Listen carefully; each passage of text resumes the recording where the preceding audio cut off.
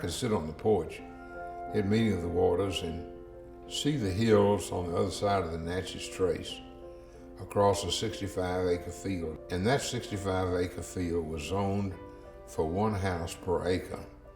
And I didn't want a sea of nice houses blocking the view of the most historic house in the county. So we got with the land trust. I think it's unquestionably the case that Ridley is the greatest historian of Nashville ever. Nobody has been as prolific as he has, but also no one has explored Nashville in the depth that he has, with the range that he has. You know, he's explored rascals, he's explored business, he's explored historic houses. It's just remarkable.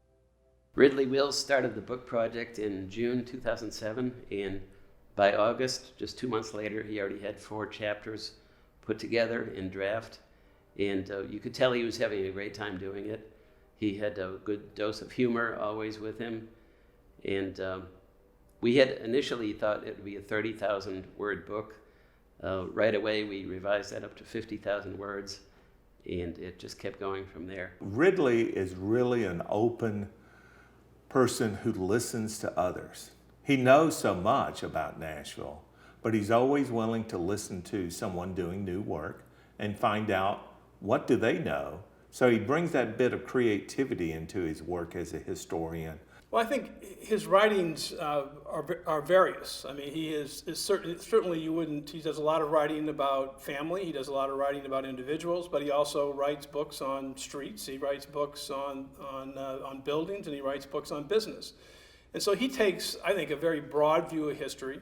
It's not just political events. It's just not events that occur in business, but it's the way people live on a day-to-day basis, and how they lived in the past, and how we can preserve those memories of those lives. So I think his approach to it, which is very broad and shows his very active, interested mind in a variety of subjects, is something we should all be thankful for. Here's this historian who knows everything about Nashville and Middle Tennessee in terms of the stories and the colorful characters and the homes and the turnpikes. But he was, in knowing the history, he unlocked the Hermitage Hotel. Their funding would never have happened for us without Ridley, because of course he knew early on there was a connection between the Hermitage Hotel and Glenlevin and the farm here and the garden and the produce. Ridley was instrumental in bringing together the Land Trust for Tennessee and the Hermitage Hotel. And we were both seeking some kind of a strategic partnership that would last for decades and become part of the very fabric of our culture and our organizations. And it was just a perfect fit. And now, through the generosity of our hotel guests who contribute nightly, we are approaching $1 million in contributions. Irene and others have asked me, why don't I write a novel? And I said, I don't write novels. I don't even read novels, because